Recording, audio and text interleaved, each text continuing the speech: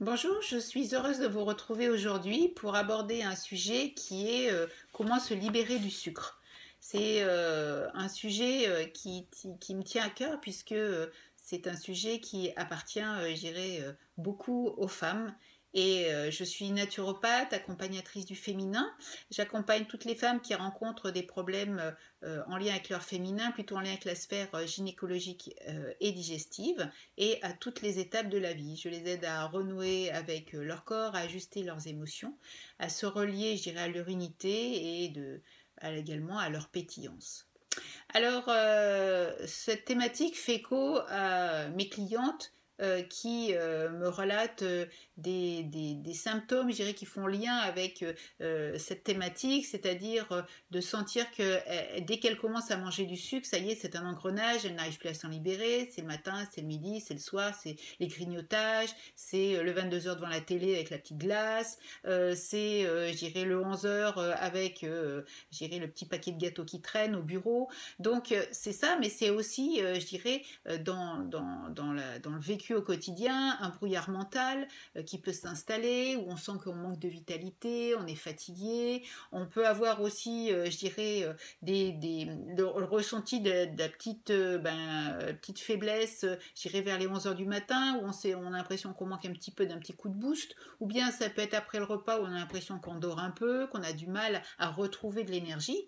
Et tout ça, ça a naturellement des effets sur le corps avec, je dirais, un problème donc d'acidification du corps puisque le sucre vient acidifier le corps. Et quand on dit acidification, c'est-à-dire que ça va venir, je dirais, voler un petit peu tous les minéraux dans le corps, piller un petit peu le corps et engendrer à certains âges de la vie de l'ostéoporose ou bien des problèmes articulaires ou bien une prise de poids et puis aussi, je dirais, un diabète qui s'installe de manière insidieuse, mais aussi ça peut être, je dirais, quand on observe ses cheveux, des cheveux qui sont ternes, qui cassent, qui tombent, des dents qui saignent, qui se déchaussent. Ça peut être aussi également des ongles qui sont striés, qui se cassent. Enfin, voilà, tout un tas de symptômes qui peuvent apparaître et être le signe, je dirais, d'un problème d'acidification. On parle d'acidose. Et avec un problème d'acidose qui s'installe dans le corps, on a aussi un problème de candidose. Candidose, c'est en lien avec le candida, qui est une bactérie qui se trouve dans l'intestin, mais qui migre également de la zone vaginale avec les mycoses vaginales et qui est en lien avec l'intestin et qui, elle, va adorer le sucre, se nourrir de ce sucre. Donc plus on va manger de sucre, et bien plus ça va le nourrir et plus ça va amplifier votre problématique. Et ça, naturellement, ça engendre de la fatigue, du brouillard mental, ça peut aussi agir sur les cycles, sur les douleurs, et pour peu qu'on prenne un antibiotique ou bien une petite pilule, là, ça peut aussi, je dirais, multiplier donc, les effets. Alors, les solutions, quand on veut un peu se libérer du sucre, la première étape, c'est déjà de travailler sur la qualité des sucres. Parce que finalement, le sucre, jamais on s'est posé la question, c'était le sucre qu'on trouvait dans le placard de nos parents, de nos grands-mères, du commun des mortels. Quoi, hein. Chez tout le monde, il y a du sucre. Et le sucre, ils se ressemblent tous, il était blanc. Donc on ne se posait même pas la question de savoir s'il y avait différents sucres. Or, aujourd'hui, on se rend bien compte qu'il y a différents sucres. Et la première étape, c'est déjà de travailler sur la qualité des sucres en allant vers des sucres qui sont complets. C'est-à-dire que le sucre blanc que vous avez dans votre frigo, c'est du sucre raffiné. Et bien, en allant vers des sucres complets, ce sont des sucres qui sont enrichis en fibres, et bien là, ils contiennent beaucoup moins de sucre, et donc ils font moins grimper la glycémie. Donc on va travailler sur l'index glycémique, c'est-à-dire que ce sont des sucres qui vont avoir un index glycémique faible, c'est-à-dire la teneur en sucre est plus faible, donc ça va éviter de faire monter trop vite la glycémie. Dans ces sucres, il y a par exemple le sucre complet rapadura, le sucre de coco, qui ont des index glycémiques qui sont faibles. Donc ils sont quand même très intéressants. Alors ce qu'il faut faire, j'irai aussi attention, c'est que c'est pas parce que on va se dire tiens, je vais passer sur des fruits secs, peut-être que c'est meilleur qu'un sucre. Bah oui, mais quand on va passer sur une date ou on va passer sur une figue, là l'index glycémique est haut. Donc il faut rester sur par exemple des fruits qui peuvent très bien se substituer au sucre, la pomme, la poire, la banane, les épices. Ça, c'est des choses merveilleuses qui peuvent remplacer le sucre. Donc, au lieu de, j'irai mettre une cuillère de sucre dans votre yaourt, et bien commencez par mettre un petit peu de banane, un petit peu de pomme, un petit peu de poire.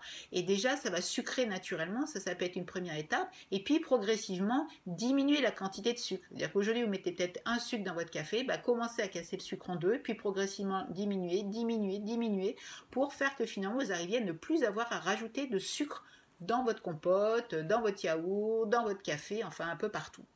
Et vraiment, les épices sont merveilleuses. La cannelle, quand on rajoute la cannelle dans un yaourt, bah, tout de suite, ça sucre naturellement. Quand on va rajouter un petit peu de pomme dans un gâteau à la place du sucre, en compote, ça remplace le sucre. Donc, il y a vraiment le moyen déjà de travailler sur la qualité des sucres. Et puis, comme je le disais aussi, c'est-à-dire que dès qu'on fait entrer le sucre tôt dans la journée, eh bien, on entretient cette envie de sucre tout au long de la journée. Donc, l'idée, c'est de faire entrer le sucre le plus tard possible.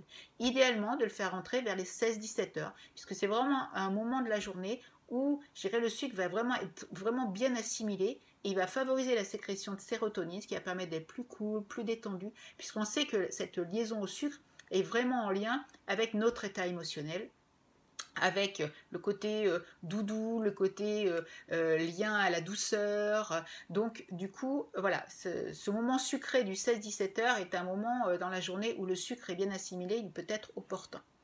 Alors, quand on disait qu'il faut commencer le plus tard possible, je dirais, à manger du sucre, c'est un moyen de pouvoir prendre de la distance avec le sucre progressivement. Et vous pouvez aussi, je dirais par exemple le matin, si vous dites, bah oui, mais alors moi si je mange pas de sucre, j'ai l'habitude de ma confiture ou de mon kiwi ou de je sais pas quoi, et bien ça peut être aussi, je dirais, pourquoi pas prendre des oléagineux, des purées d'amandes, des purées de noisettes, des choses comme ça qui vont faire que vous allez retrouver le sucre, mais de manière beaucoup plus subtile. Et ça peut être aussi un moyen de commencer à vous détacher donc du sucre. Voilà, je crois vous avoir donné déjà des belles pistes pour vous libérer du sucre. Si vous souhaitez aller plus loin, parce que vous avez un problème, je dirais, de candidose, vous avez un problème de mycose, vous avez un problème de prise de poids, un problème de diabète ou autre problème ou d'ostéoporose, eh bien, n'hésitez pas à me contacter au 06 52 37 16 83 ou en allant sur mon site www.équilibre la lettre O féminin.fr pour en savoir plus ou prendre rendez-vous. Je vous souhaite une belle journée. Au revoir.